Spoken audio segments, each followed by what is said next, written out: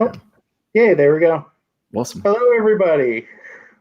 Welcome to the live Q&A following Queering the Narrative. Let's go and introduce the filmmakers. DiDi, let's start with you. Hi, my name is DiDi Rizzo. I'm currently based in Park City, Utah, and I made a film called Prejudice Gays. And Kulan. Hey, my name's Kulan Farah. I'm currently based in Melbourne, Australia, and I wrote and directed a film called Hakuumacaato. Awesome. And we may have a filmmaker join us a little bit later, but we'll find out how that works. So the first thing I kind of wanted to do was talk about what your film sort of meant to you and why you made it. So let's start with DiDi. Yeah, so when I first came up with the concept of it, of just making a really gay Pride and Prejudice with lots of drag, I definitely, well, let me start with this. I think I should say that my favorite genre is period drama. And I always felt really, upset and disappointed that we couldn't have our community represented in those dramas to that extent of like to have those freedoms and to not feel so contained and suffocated into like this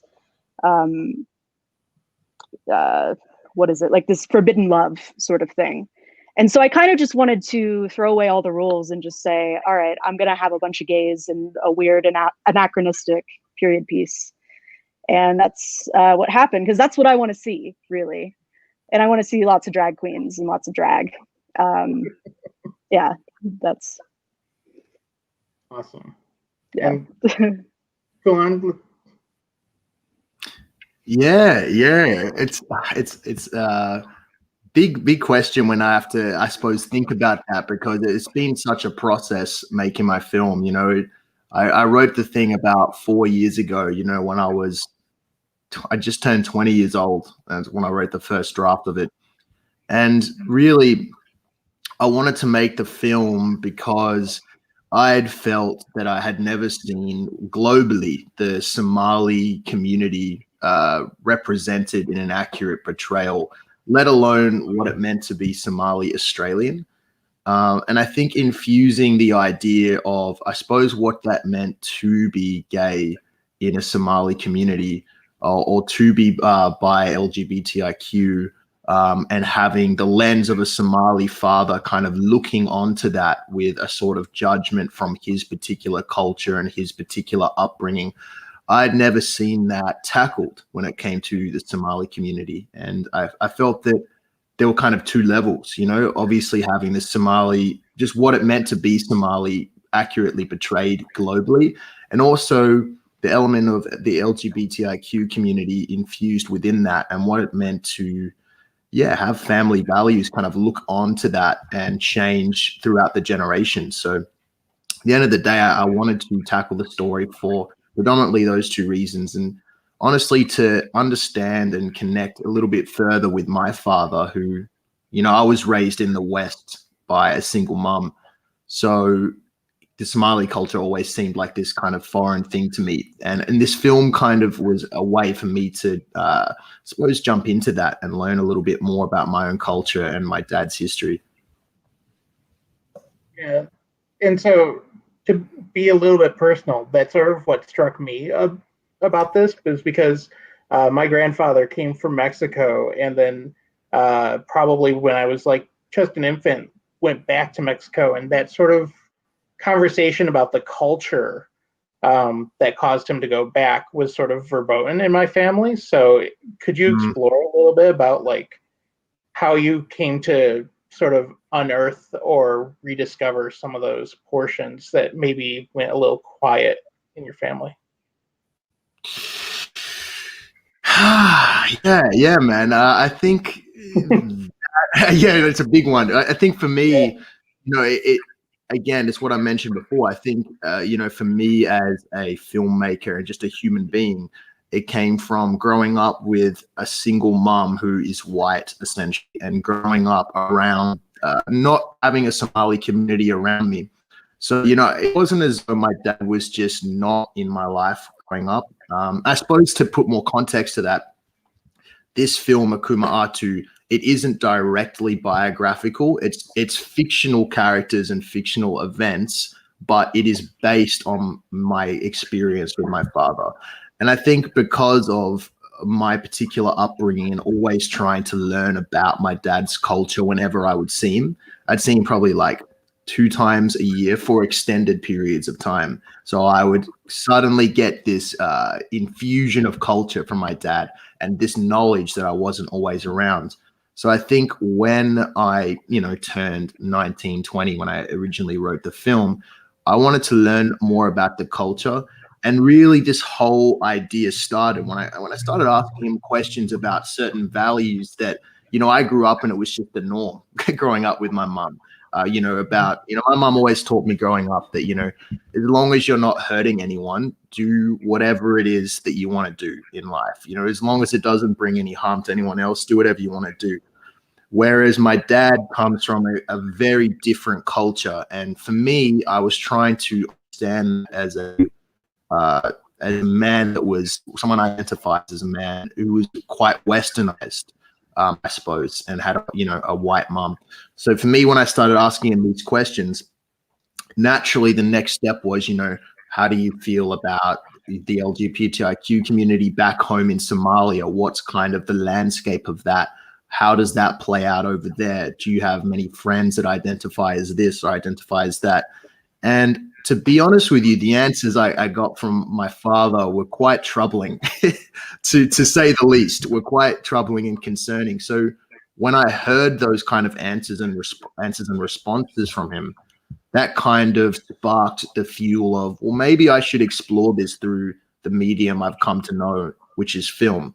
And I suppose before I even made my short film, Hakuumacaato, I actually made a documentary about my father called Understanding Dad, which is really a documentary about what I'm telling you. It's a process of myself trying to understand him, very much following him around the community, listening to what he has to say, listening to his philosophies.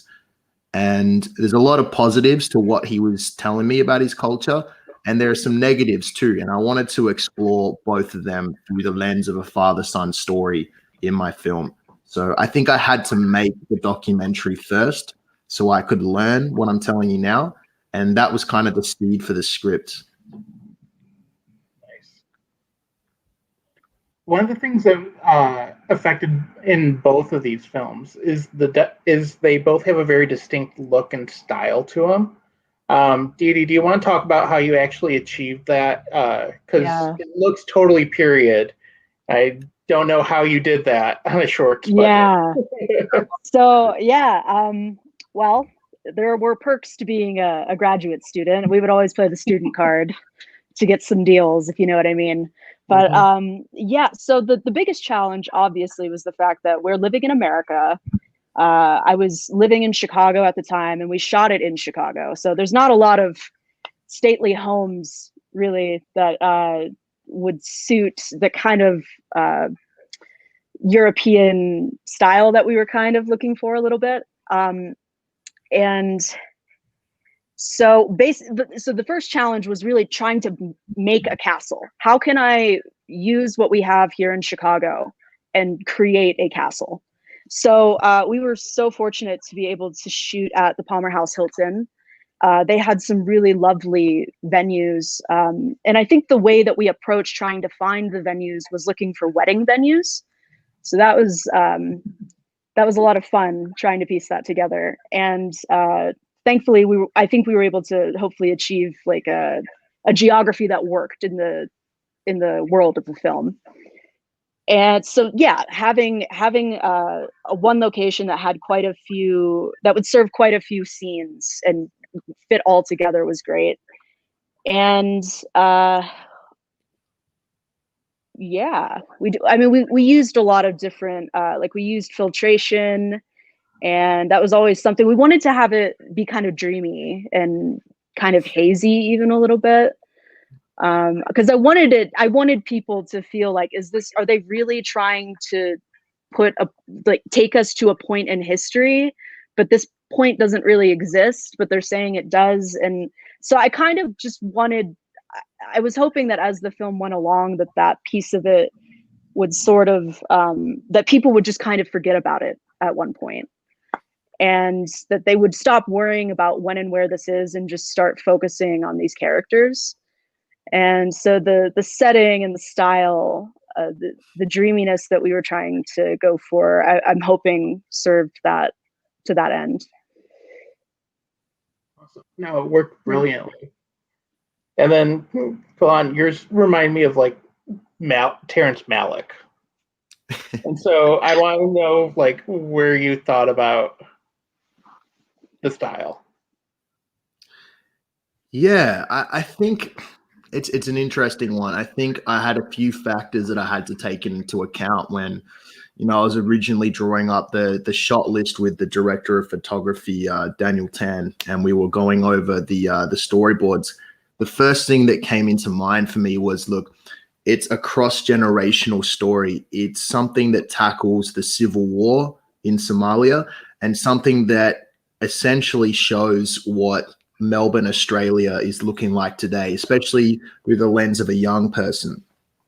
And because there are two different perspectives in the film, one of the father who has essentially come from war and has, essentially come to Australia to find a new life for himself. And the second perspective is, his son, a child that he has in this, Australian landscape. How am I going to show those two perspectives and those two completely different outlooks on life in something that seems consistent? I didn't want the film to kind of look all over the place and not get my points across. So I think naturally what came to mind was, I got to shoot this on film. For me, film is something that just has this feeling to it. I don't even know if nostalgic is the right word, but film has this sort of tangible quality and feeling to it, which for me, I just can't get in digital for my work personally. And I think for this story, I needed to see the grit in the sand dunes. I needed to see the grit, when you see the civil war in Somalia versus when you see my character, on the streets of Melbourne, Australia, when the two come together. So naturally the question was, okay, if we're shooting on film, exactly how are we going to go forward with that? And 35 mil was kind of the natural progression for us, because it was such a complementary way to shoot this particular film with those two completely different perspectives. And there is a dreamlike quality to the film as well. So when you say Terrence Malick, like I understand why people would say that watching the film, because it does have raw, tangible moments in the film of the father and son having their conflict with each other.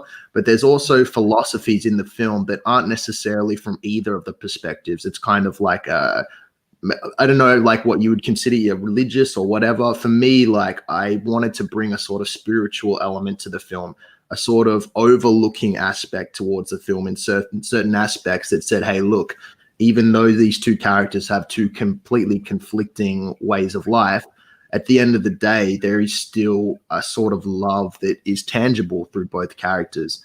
And I just felt that 35 mil could showcase that and bring that to the forefront. And we shot it. There's a lot of scenes that actually didn't make the film in the end. I think we shot in like 11 or 12 different locations across 17 days. So it was a constant bang, bang, bang, bang.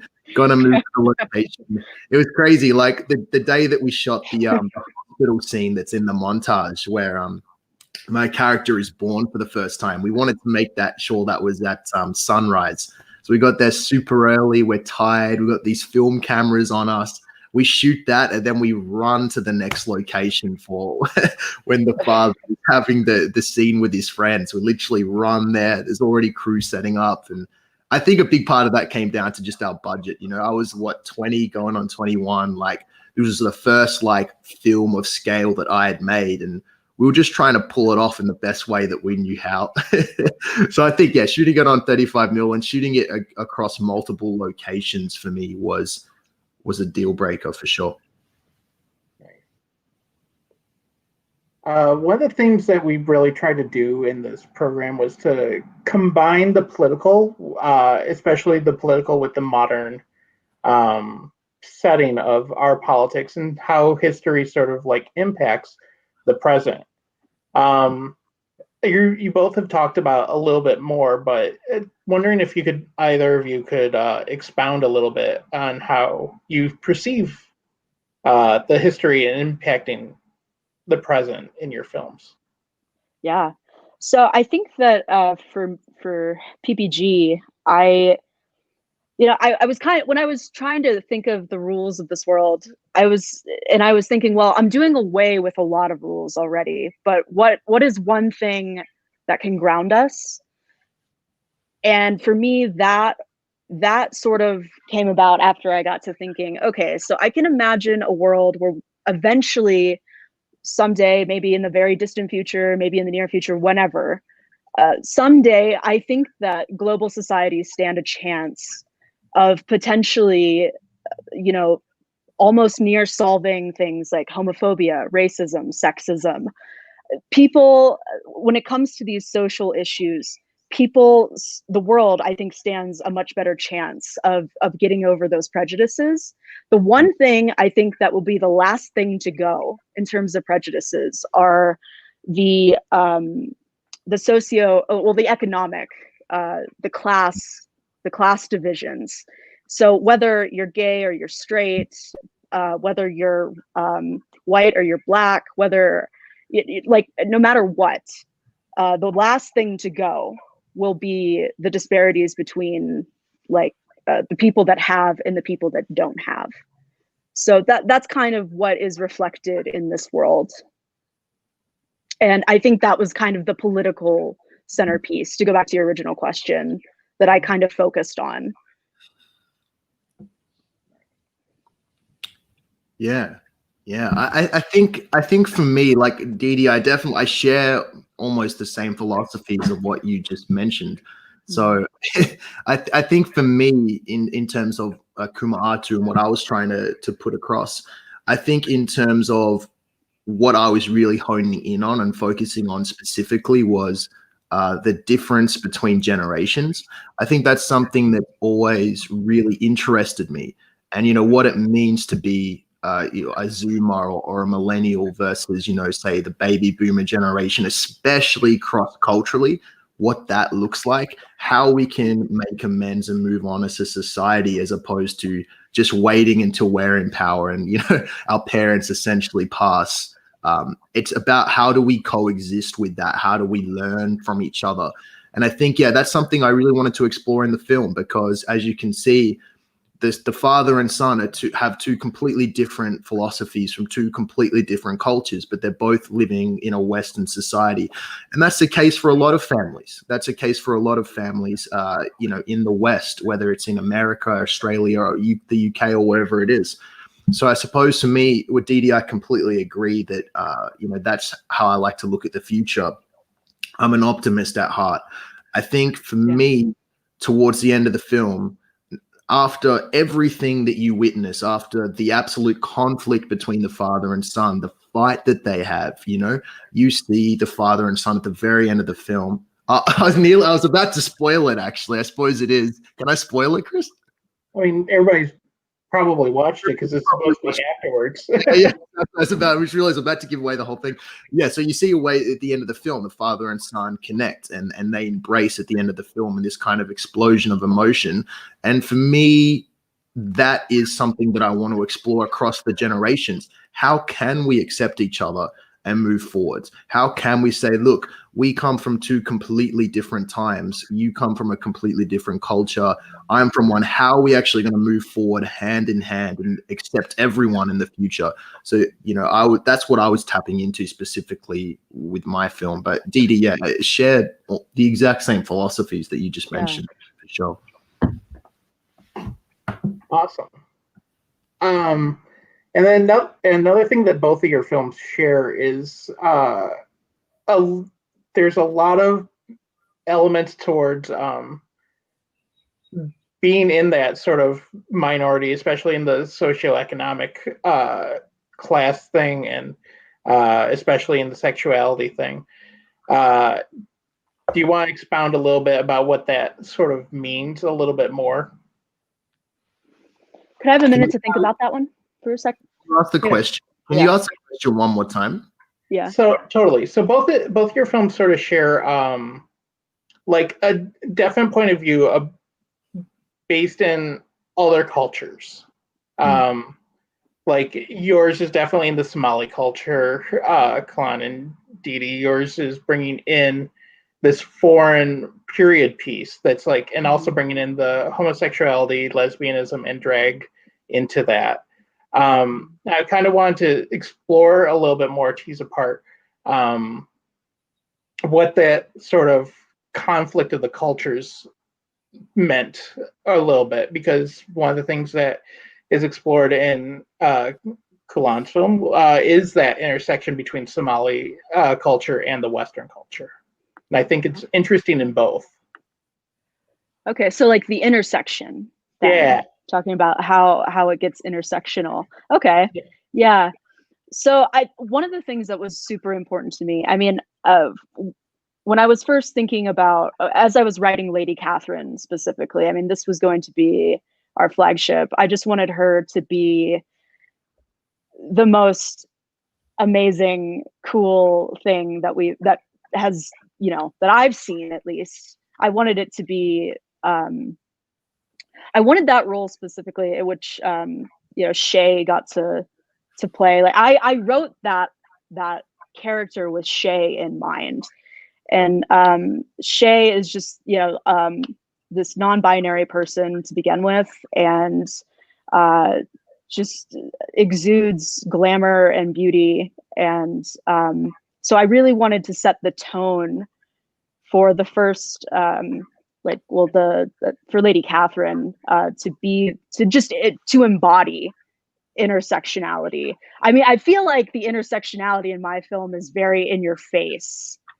And I think that I wanted it to be like that. I wanted it to make people, particularly, you know, who aren't in the community, who are outside of that community, who maybe don't, people like my dad, right, who don't even know what gay films are, right? And so I wanted to make it so that it's glamorous and to show that, you know, these characters have just, yeah, so much grace and poise about them. And I wanted him to be I wanted people like him to be confronted by it and to think about it, and how there can be just the queerness and the very liberal queerness, and lots of different races and people of different backgrounds. Like that was always the plan, that I wanted to make this, because especially with period drama, you're thinking usually like a European style, like a Joe Wright film. I love Joe Wright, but you're thinking a very whitewashed, super homogenous sort of social class kind of thing. And I just wanted to do away with that and just do what I wanted to do, because I could. Why not? Yeah. Yeah, no, I totally understand what you're saying there. I think, for me, I suppose I wanted to make, as I mentioned before at the start of this interview, Q&A, I wanted to make a film that explores two different cultures, and I suppose that translates into a lot of different aspects of the film. It translates to not only who the main characters are, but also the supporting characters around that. For example, you know, I wanted to have a traditional, I wanted to have actual Somali people playing the friends of the father's character, you know, and as I mentioned at the start of this, you know, I've never seen the Somali community accurately represented in cinema before. There are a lot of films that I've seen that betray that and betray them as, say, pirates or this or that, or all of these stereotypes about what it means to be a Somali person. And for me, I just wanted to show the world, hey, look, there is a beauty to this culture, and it is one of the most underutilized cultures that I know of across entertainment, across media, across music, across arts, across film. Even when I was pitching the film and making it, no one really around me even knew what I was talking about with Somali culture. So I really had to show them. So I thought, look, how am I going to make this as authentic as possible? And that came to, you know, actually getting Somali people in to be the friends of the father, as opposed to getting anyone from any other country in Africa, which would just be ridiculous, which is actually something a lecturer pitched to me. I'm not even kidding. That is something a lecturer pitched to me as I was making the film, which is just get any African to be their friends. No one will notice. And I think it is that kind of mentality that really needs to be addressed in cinema in general, and entertainment in general. You know, Africa is a large place with so many different countries and cultures and different viewpoints on life. And it's so specific and nuanced. And that's what I wanted to show within this film. And I think for me as a director, a large part of it came down to, you know, who's going to be behind the camera as well. You know what I mean? Because it's also one thing for you to make a film about Black people in a way that sheds the nuance, as I'm mentioning, but then everyone behind the camera is white. Everyone producing the film is white. Everyone who wrote the film is white, you know? And for me, you know, I obviously, like, being Somali, and I wrote it and directed it, but I'm thinking, you know, who's going to be shooting the film? Who's going to be the production designer? Who around us is going to be like that? So for me, it was making a conceited effort to say, look, let's get as many Black people and people of color on the set that I know as possible that are working within this, that, you know, aren't the straight white man. Yeah.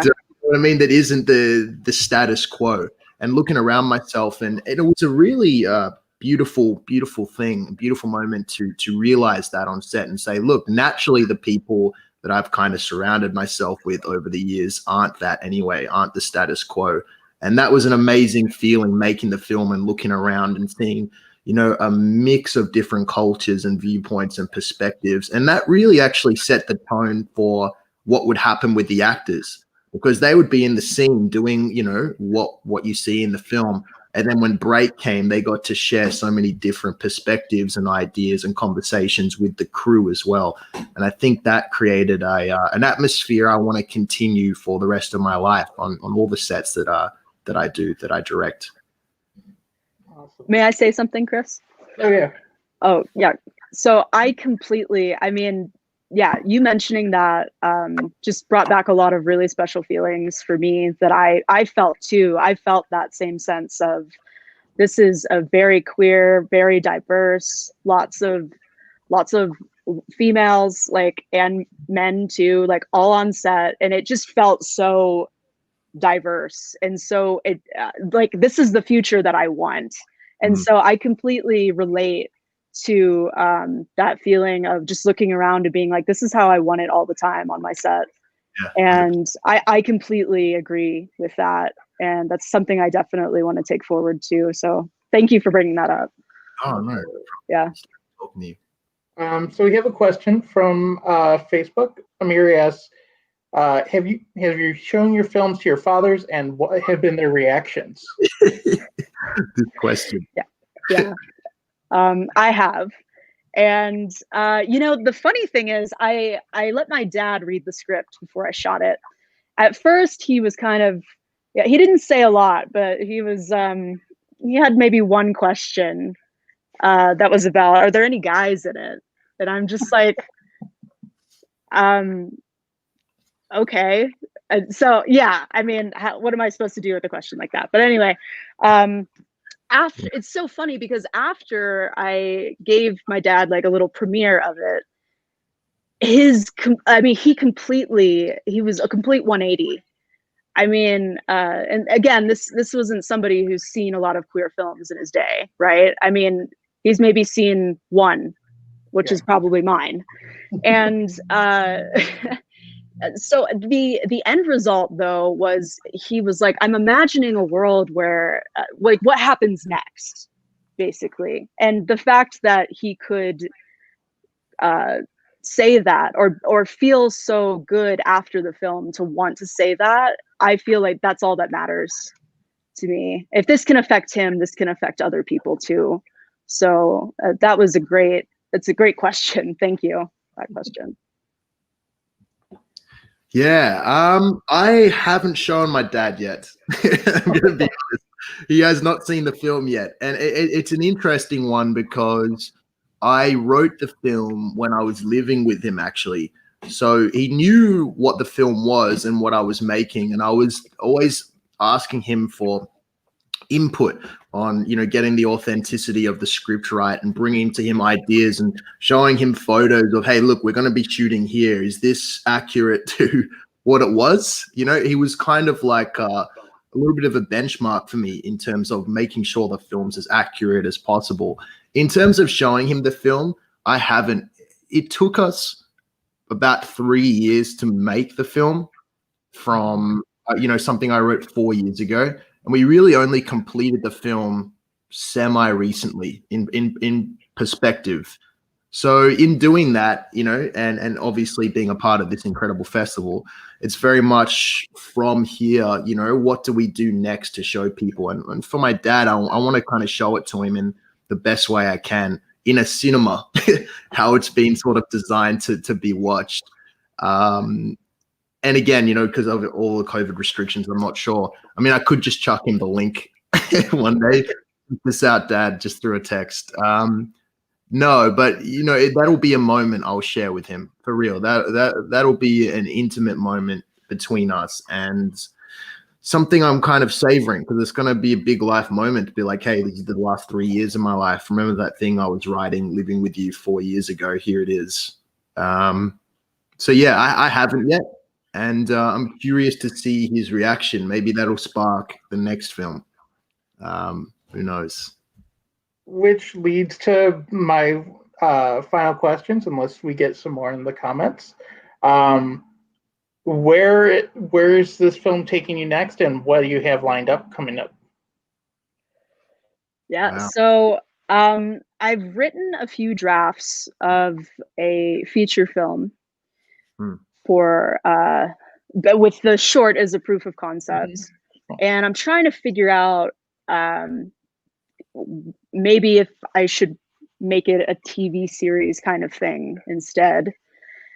So I'm working on it, and hopefully I'm looking in the next year or two to shoot some kind of a feature. We'll see where that takes it. Yeah, that's awesome. I'm looking forward to seeing it, DiDi, for sure.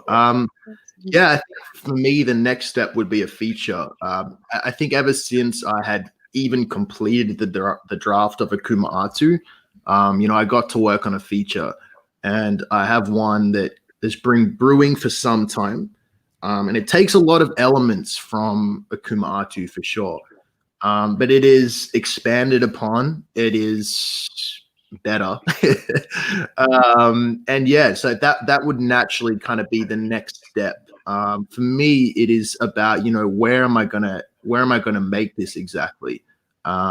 You know, do I want to continue it in the Australian landscape, or do I want to shoot it elsewhere?